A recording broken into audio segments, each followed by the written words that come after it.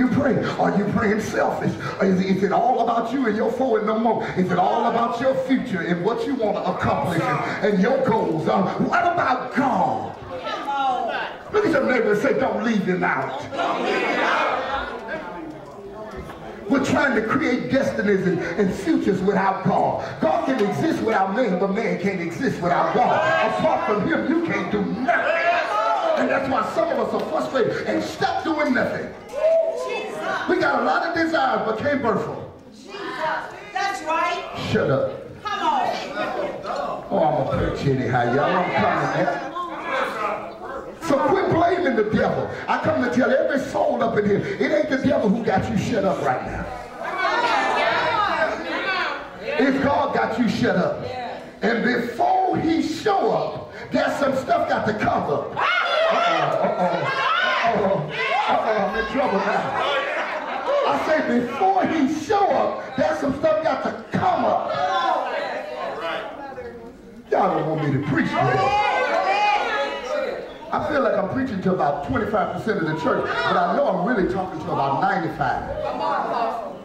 Watch this. So these 5 PowerPoints, and I gotta get you on through here. Watch this. Is our motives. She went in year after year after year after year with the same motive.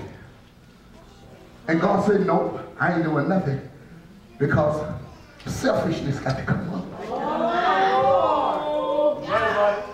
This is all about you proving something to something. I got to prove to sister so-and-so that I can do this here because just because she can do it, she thinking that you're in competition with somebody. Come on now. Come on now. Come on. They get a new dress, you go get a new dress. No, you got a light bill. They get a new hairdo, you go try to get a new hairdo, and you know that I can't pay my tithes this week, and you done stole tithes to buy hair.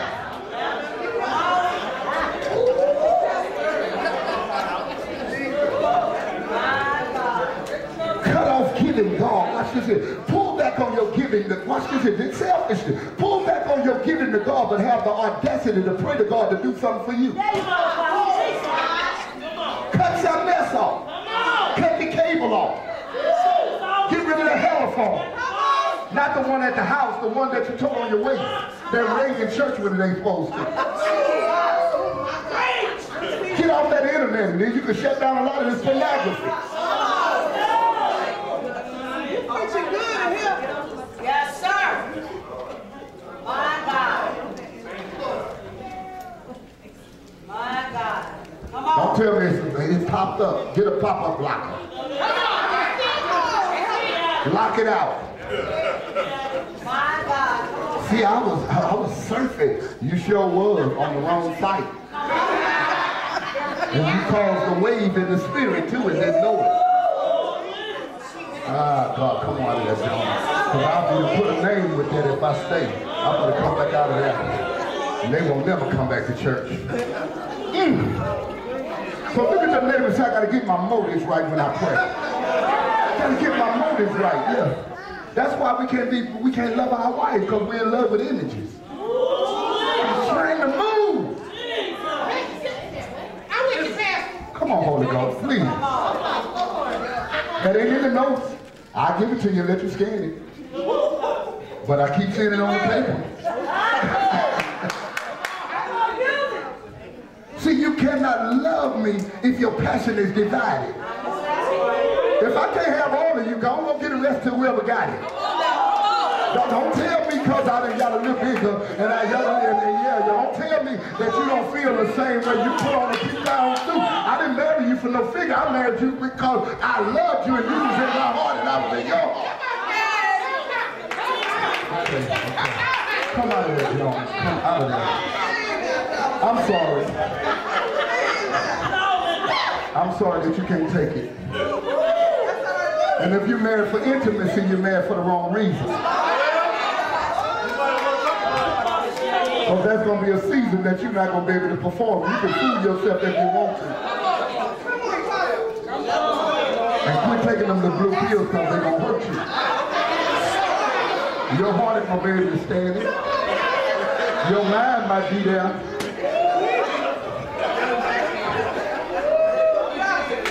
There comes a time in white folk with sis. Come back, my wife is back. Amen. She's about to be back. Amen. So look at your neighbor and say, your motive's got to be right when you pray.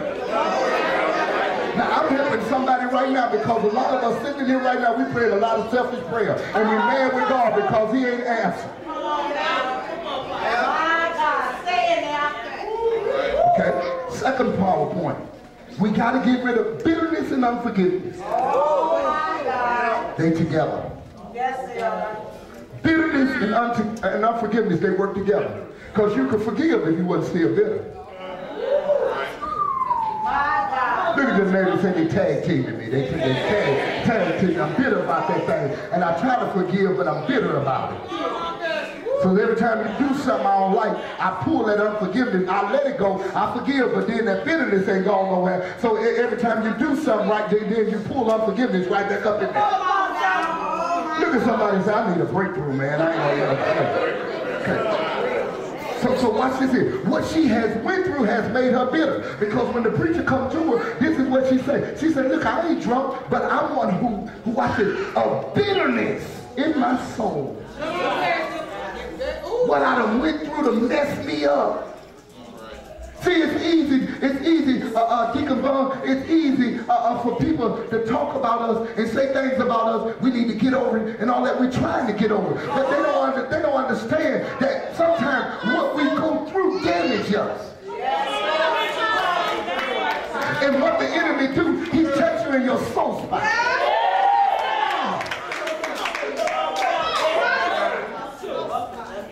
Oh, I'm through that. Ouch. Keep touching me and I'm trying to heal. Don't tell me you're trying to get me healed. Don't tell me you're trying to get me healed when you study infecting me doing the same stuff. I understand you squeezing every once in a while to get the infection out, but don't you be the one infecting me.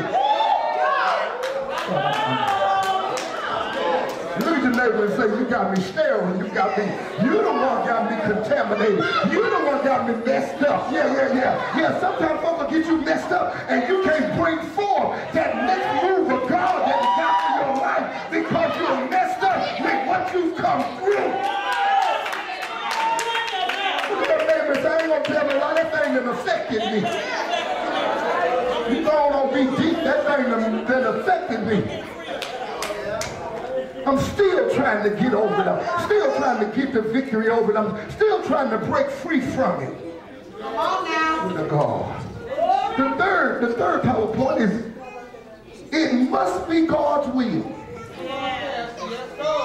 It must be God's will.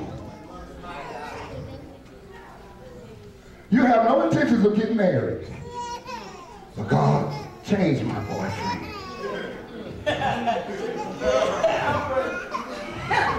He don't treat me right. He don't talk to me right. He don't do me right. He talk to me any kind of way, say anything to me. I want you just to change him. Change him so he'll treat me better. No, what about change him and change me? Change him so he'll accept me as his wife. And change me so I'll stop accepting him treating me any kind of way.